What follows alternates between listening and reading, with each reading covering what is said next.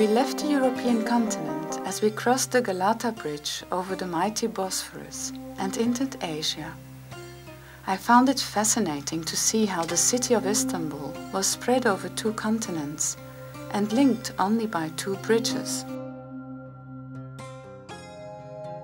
The more we discovered the picturesque countryside, the more we were overwhelmed by the incredible hospitality of the village people. In Muslim countries, a visitor knocking on your door must be honored because he is believed to be a gift sent by Allah. Everywhere we were treated like royalty. People insisted that we stay the night, or at least share a meal or have tea with them. Time and again, our arrival in the villages reached the local headlines. Often, the head of the village had to kick the crowds out of the way, literally. We were deeply touched by the women's hospitality as they brought us full breakfast with coffee, cheese, tomatoes, bread and milk, and lit the campfire so that we could eat comfortably. We will never forget their generosity. Many times we were offered oven-fresh bread, homegrown fruit and vegetables for the road. They didn't have much to live on, and I often wondered how such a big sacrifice could be made in our honor.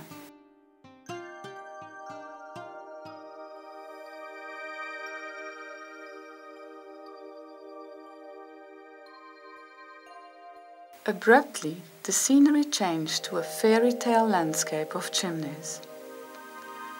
When the passages between the rocks became too narrow for the Land Rover, in order to explore, we walked.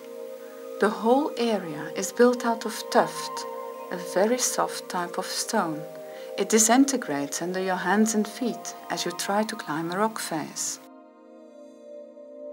Thanks to the erosion of these soft rocks, many secret hideaways were being revealed. They were built centuries ago to protect Christians from the Muslim enemy.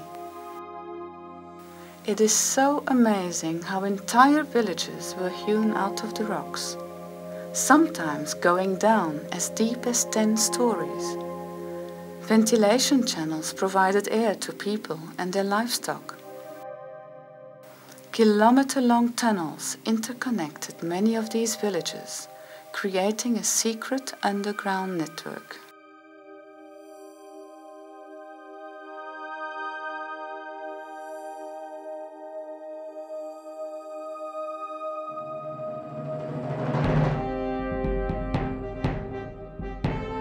Traveling through Arab-speaking countries also meant getting used to reading Arab maps.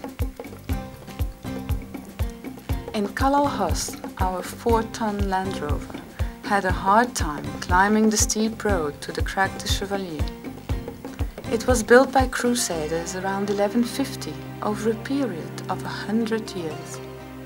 This impressive fortress was home to hundreds of horses and more than 4,000 warriors, Muslim or Catholic, depending on who ruled at the time. Little by little, the landscape turned into stone desert, home to the many Bedouin. I really admire these people for their survival skills in this merciless environment. Rainfall is extremely rare, and it's not uncommon for 2 or 3 years to go by without a drop of rain.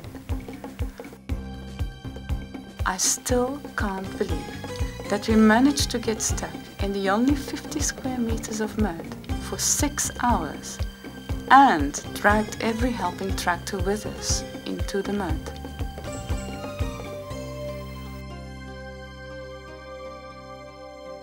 One of the main oases in the Syrian desert is the historical site of Palmyra, or City of the Palms.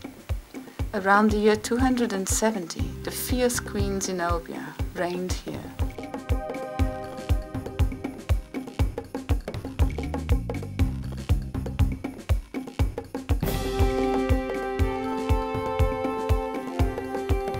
It was here, in the Wadi Rum, that Lawrence of Arabia was filmed in 1962.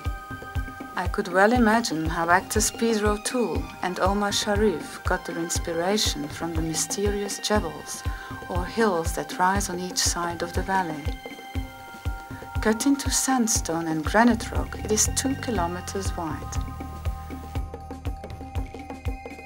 At night, we would contemplate the million stars and be thankful for our dream in the making.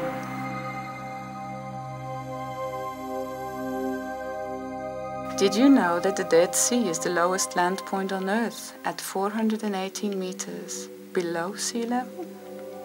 And that its salinity is 9 times greater than the average ocean? No wonder there are no fish, and that you can read a book floating on your tummy.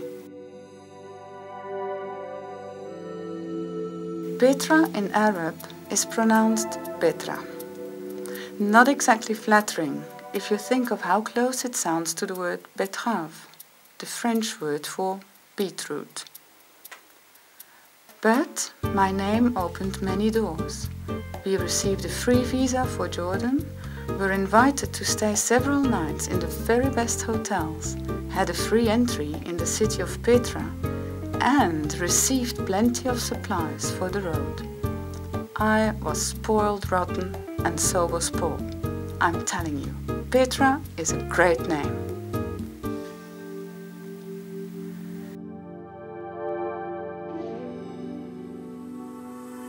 The King's Highway was an ancient caravan route between Syria and Egypt, meandering at the edge of a 1,000-meter deep abyss. As we got closer to Petra, the landscape still didn't reveal a single thing of this extraordinary city that was half built, half carved into the rock. This rose-red city was built by the Nabateans 2,000 years ago and remained a secret for centuries until the Swiss Johann Burckhardt found it in 1812. Full of anticipation, we drove through the Sick, a narrow passage with gorge walls 100 meters high. After 1.5 kilometers, we reached the end as it opened up to the 30-meter high Kasneh, or the treasury. The only vehicles that had been allowed here before us were the ones of late King Hussein and the film crew of Indiana Jones. We were very, very privileged indeed. Stepping into the treasury, I expected to find, just like Harrison Ford, a labyrinth of passages and hanging bridges as I had seen them in the movie. We were so disappointed to find only a small square room with a door that led nowhere.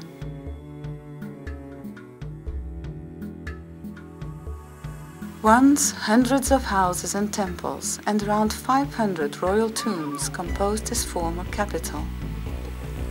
They were elaborately sculpted from soft sandstone.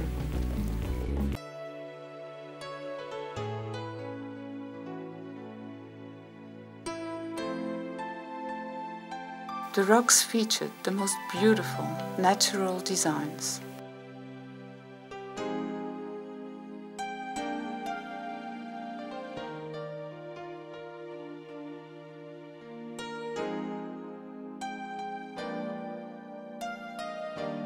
Petra flourished for over 400 years around the 1st century BC. At that time, it counted 30,000 inhabitants. They levied tolls on the trade caravans for safe passage. They were wealthy and had great political power. Today, Petra is a World Heritage Site. The last inhabitants of the city were relocated just outside the site about 20 years ago. The descendants of the Nabateans now make a living out of tourism.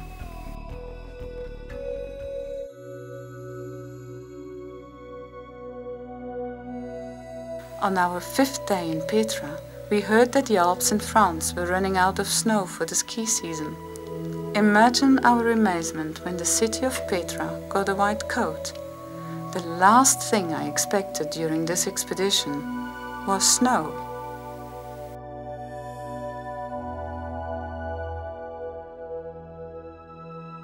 At the time we were there, the peace treaties between Jordan and Israel had just been signed. The border was open to vehicles, but soon after we crossed it, it closed again. Not that we had anything to do with that. Every single item was taken out of the vehicle for security control. The search lasted 6 hours. The officials just couldn't believe that each time they lifted something, there was something else underneath.